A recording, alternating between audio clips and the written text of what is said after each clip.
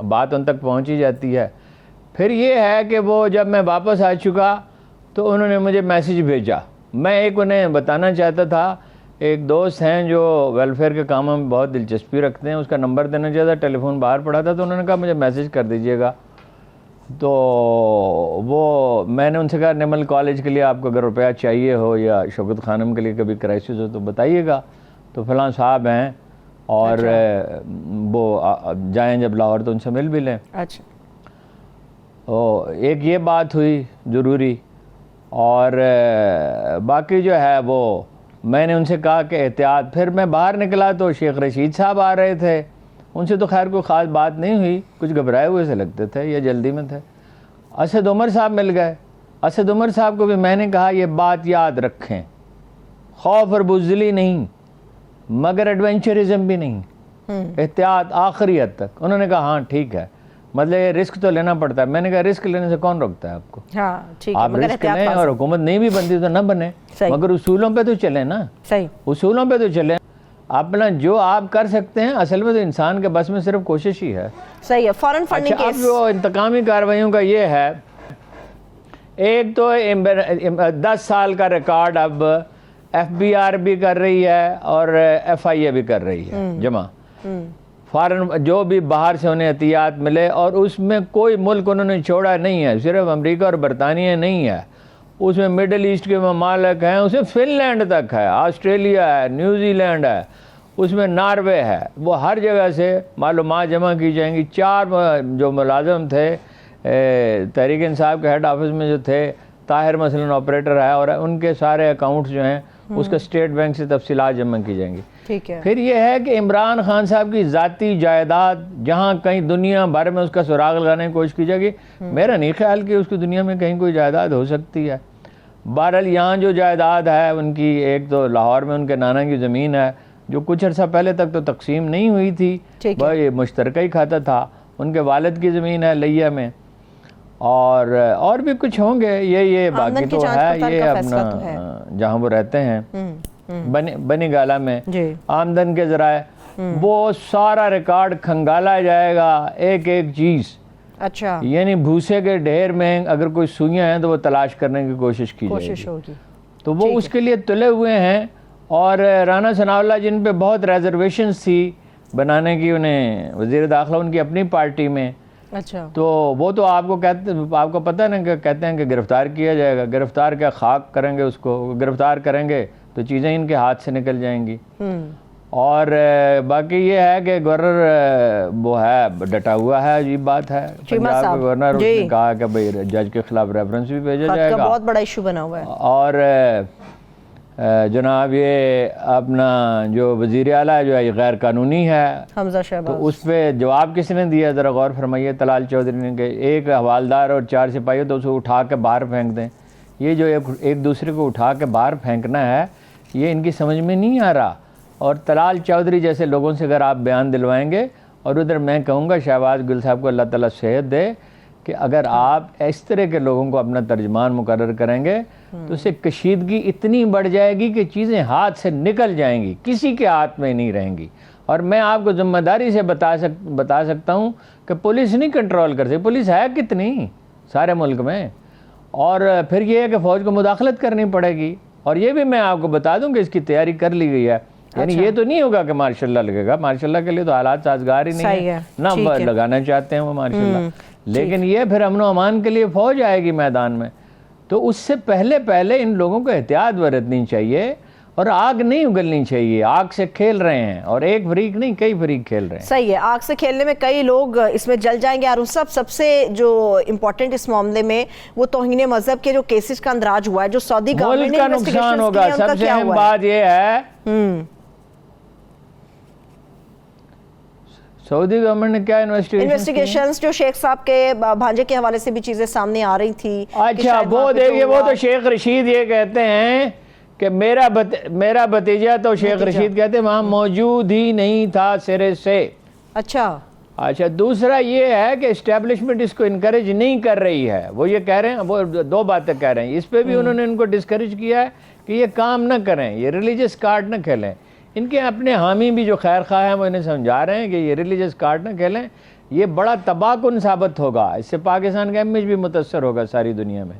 صحیح. اور دوسرا یہ ہے کہ وہ این آر او کے سلسلے میں بھی اسٹیبلشمنٹ کا میسج یہ ہے شہباز شریف صاحب کو کہ یہ این آر او میں تعجیل نہ کریں. تو ان کو بلا لیں نواز شریف صاحب کو, اور جو سب جتنے لوگ ہیں سب کی معافی ہو جائے. مقدمات کا میرا خیال ہے معلق رکھا جائے گا. اس میں تعجیل کریں گے تو اس کا سارا فائدہ عمران خان کو پہنچے گا. یہ مشورہ انہیں دے دیا گیا ہے. اچھا ٹھیک ہے. فورن فنڈنگ کا جو حساب کتاب ہے وہ صرف پی ٹی آئی کا ہوگا یا باقی جماعتوں سے بھی کچھ لیا جائے گا حساب ہارون صاحب؟ باقی تو سارے نیک پاک ہیں, مولانا فضل الرحمان, پیپلز پارٹی, نون لیگ والے. یہ تو آپ کو پتہ ہے کہ فرشتہ صفت لوگ ہیں, ان سے کیا حساب لینے کی ضرورت ہے. چلیے, حساب تو عمران خان سے لیا جائے گا. جو حکومت میں ہوتے ہیں ان سے بھی کبھی حساب لیا جاتا ہے. حساب تو عمران خان کا ہوگا. اور حضرت آدم سے لے کے اب تک جتنے جرائم ہیں سب کی تحقیق کی جائے گی. کہ قابیل نے جو قتل کیا تھا اپنے بھائی کو, اس میں بھی کہیں ممکن ہے عمران خان کا ملوث ہونا کا کوئی ثبوت مل جائے. وہ تو جب یہ سلسلہ شروع ہوتا ہے, چودھری ظہور اللہ پہ بھینس چوری کا مقدمہ بنا دیا تھا بھٹو صاحب نے, اور ایک اور مقدمہ بنایا تھا کہ وہ انہوں نے وہ جو اپنا ٹیکس وصول کیا جاتا ہے اس وقت بہت تھوڑا سا ٹیکس ہوتا تھا, کہیں کہیں ہوتا تھا وہ, اور میرا خیال ہے وہ چنگی کا ہوتا تھا, یہ تو تھا نہیں, سڑکوں پہ تو ٹیکس نہیں تھا. تو جیلم کے پل پہ جو چوکی تھی اس پہ حملہ کر کے چودھری ظہور اللہ صاحب پیسے لوٹ کے لے گئے. چودھری ظہور اللہ جو پیسے بانٹا کرتے تھے, تو یہ الزام لگا جن کا سارا دن کام ہی نہیں تھا, 200 روپے کسی کو 400, جو بڑی رقم ہوتی تھی اس وقت غریبوں میں بانٹتے رہتے تھے. اور ان کی صاحبزادی نے پھر اس کو انہیرٹ کیا ہے چودھری ظہور اللہ کے جو پرویز الہی. چلیں بریک سے واپس آ کے ہارون صاحب بات کرتی ہوں. بریک فوری لینی ہے مجھے, مرحوم چودھری ظہور اللہ صاحب. جی فوری ایک بریک لینی ہے, بریک سے واپس آئیں گے. ایک تو معیشت کے حوالے سے جو مفتاح اسماعیل صاحب کے بیانات تھے اور جو حالیہ صورتحال ہے اس کے اوپر ہم سب کا تجزیہ لیں گے, مگر اس کے ساتھ ساتھ اور بھی ایسے معاملہ جیسے سوشل میڈیا پر صوفی عائش محمد صاحب کا بڑا چرچا ہے, یہ کون ہے اور ان کے بارے میں یہ دعویٰ ہے ہارون صاحب کا کہ وہ انہیں جانتے ہیں. بریک سے واپس آ کے اس پہ بات کریں گے, ہمارے ساتھ رہیے. Welcome back. چونکہ عمران خان صاحب سے متعلق ہارون صاحب بات چل رہی تھی, مفتاح اسماعیل صاحب کی بات کروں گی. خان صاحب سے متعلق یہ بات آ رہی کہ صوفی عائش محمد صاحب کا ذکر ہے سوشل میڈیا پر, آپ نے ذکر کیا تھا, آپ بھی انہیں جانتے ہیں, ان کا بیک گراؤنڈ کیا اور خان صاحب کے حوالے سے ان کے کیا معاملات ہیں؟ نہیں, ان کے خان صاحب سے کوئی معاملات نہیں ہیں. ہمارے خاندان سے ان کے بہت پرانے مراسم ہیں, 50-55 برس کے بزرگ آدمی ہیں. نہ کبھی اخبار میں ان کا ذکر آپ سنیں گے, نہ ٹیلی ویژن پہ سنیں گے, نہ وہ اپنا چرچا چاہتے ہیں. وہ خاموش اور گمنام رہنا چاہتے ہیں. 2 بڑے اچھے تعلیمی ادارے وہ چلاتے ہیں. انہیں بہت مستجاب الدعوات, یعنی ایسا آدمی جس کی دعائیں قبول کی جاتی ہیں, اور بہت صاحب ذکر آدمی سمجھا جاتا ہے.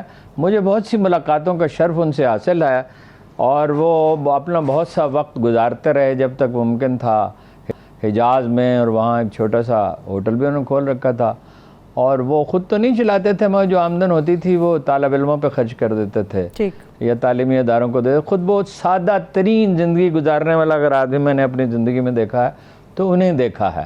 وہ سب سے سستی چپل پہنتے ہیں, سب سے سستا لباس پہنتے ہیں, اگرچہ لباس صاف ہوتا ہے. اور میں نے اپنی زندگی میں اتنا کوئی حلیم الطبع آدمی نہیں دیکھا.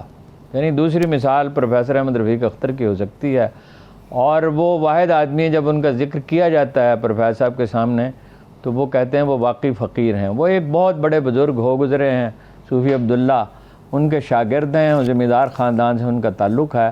لیکن انہوں نے اپنی زندگی ذکر و فکر میں اور تبلیغ میں اور درس قرآن میں اور یہ بچوں کو پڑھانے میں صرف کر دی. دور دور سے لوگ ان کے پاس جاتے ہیں. مامو کانجن میں ان کا ایک تعلیمی ادارہ ہے, کراچی میں ہے, جہاں بھی ہوں دور دور سے لوگ جاتے ہیں ان کے پاس دعا کے لیے. تو وہ کچھ عمران خان کے بارے میں رائے, وہ خراب رائے کا اظہار کر رہے تھے. مجھے کسی نے اطلاع, سوشل میڈیا پہ اتنا چرچا نہیں ہے, وہ ایک چھوٹے سے گروپ میں ہے. اچھا, وہ رائے ان کی کچھ زیادہ اچھی رائے نہیں دے رہے تھے. میرے بھائی سے ان کی بہت پرانی دوستی ہے, وہ بھی فیصل آباد سے ان کا تعلق ہے, میرے خالد بھائی کا. تو وہ اپنا بہت ہی نادر روزگار آدمی ہے. میں ان کے بارے میں لکھ دوں گا کہ وہ کیا ہے, وہ ٹیلی ویژن پہ تفصیل نہیں بتائی جا سکتی. تو وہ انہوں نے کوئی شکایت کی عمران خان کے بارے میں تو دوستوں سے, تو پھر انہوں نے کہا آپ استخارہ کریں. انہیں یہ مشورہ دیا گیا کہ آپ استخارہ کریں اور پھر آپ اپنی رائے دیں. وہ استخارے کے بعد انہوں نے کہا کہ میں نے انہیں خواب میں دیکھا, بڑی اچھی حالت میں ان سے گلے ملا, اور میرا دل ان کے بارے میں بالکل صاف ہو گیا ہے اور میں ان کے بارے میں بہت اچھی رائے رکھتا ہوں اور میں ہر وقت ان کے لیے دعا کرتا ہوں. ٹھیک. اب یہ ان کا یہ کہنا کہ میں ہر وقت ان کے لیے دعا کرتا ہوں یہ بڑا حیرت انگیز ہے، اس لیے کہ تو ایسے آدمی ہیں کہ جو بادشاہوں کو کی بھی پرواہ نہیں کرتے. گنتی کے 3 آدمی میں نے ایسے دیکھے ہیں زندگی میں. ایک شاہراہ ریشم کے قریب ایک اگی گاؤں میں ایک صاحب تھے، پتہ نہیں اب وہ اللہ کرے زندہ سلامت ہوں، ان سے لوگ بہت انسپائر تھے اور میں بھی گیا تھا ان سے ملنے کے لیے. ٹھیک ہے. یہ صوفی اور پروفیسر جدید علوم سے زیادہ تعلق نہیں ہے صوفی صاحب کا، لیکن یہ ہے کہ اب ان کے حوالے سے، اور وہ جب ان کی بات جو ہے ان کے مکتب فکر میں بہت ہی توجہ سے سنی جاتی ہے، جب وہ کوئی رائے دے دیتے ہیں، ایک فکرہ بھی کسی کے بارے میں کہہ دیں تو ہزاروں لاکھوں آدمی اس سے متاثر ہوتے ہیں اور وہ بائی ورڈ آف ماؤتھ ان کی بات پہنچتی ہے. صحیح. وہ ٹیلی فون بھی کم استعمال کرتے ہیں بہت جب ضروری ہوتا ہے. ٹھیک ہے. ابھی ہارون صاحب وقت بہت ہی کم رہ گیا. میرے پاس مفتاح اسماعیل صاحب کا ایک کلپ تھا جس میں وہ دعویٰ کر رہے تھے کہ جب ہم گورنمنٹ میں آئیں گے، نون لیگ گورنمنٹ بنائے گی، یہ بھی سستا ہوگا، یہ بھی سستا ہوگا، بجلی کی قیمتیں پرانے پہ آئیں گی، پیٹرول ڈیزل سستا ہو جائے گا، کہ دودھ اور شہد کی نہریں بہہ جائیں گی. آپ کلپ وغیرہ کو آپ کے پاس ٹائم نہیں ہے جی. اب لیکن گورنمنٹ میں آتے ہیں ان کی حالت کیا ہے؟ معیشت کی کیا صورتحال ہے؟ کچھ بھی نہیں. میں نے جو ان کو آپ کو جو بتایا تھا نا ان کے بارے میں، جو کچھ میں نے عرض کیا تھا ان کے بارے میں، آج جن لوگوں نے ان کے ساتھ کام کیا ان میں سے بعد سے میں نے گفتگو کی، اچھا، انہوں نے بالکل یہی کہا، بچوں جیسی آتے ہیں، سیریس ہوتے نہیں ہیں، بالکل نیرو پرسپیکٹیو ہے، اپنی کمیونٹی کے بارے میں سوچتے ہیں یا کراچی کے بزنس مین کے بارے میں سوچتے ہیں، سیریس گفتگو کرتے کرتے لطیفہ سنانا شروع کر دیتے ہیں. تو وہ اسحاق ڈار صاحب انہیں کنٹرول کر رہے ہیں ادھر سے. اچھا. اور اکانومی میں کوئی بڑی پیش رفت کی توقع نہیں ہے. 15% تو حکومت پاکستان لے رہی ہے بینکوں سے سود پہ پیسہ، تو وہ کہاں سے ادا کریں گے 15%؟ اور بزنس مین کو ظاہر 18% پہ ملے گا اور چھوٹے بزنس مین کو 21-22% پہ ملے گا. تو اکانومی چلانا ان کے بس کی بات نہیں ہے. وہ بہت ہی سادہ لو آدمی ہیں. وہ صرف میں نے جیسے پہلے کہا تھا، وہ لوگوں نے اس کی تصدیق کی، وہ کاروبار کر سکتے ہیں، کراچی کے بزنس مین کو فائدہ پہنچا سکتے ہیں، اپنی کمیونٹی کے لیے کام کر سکتے ہیں.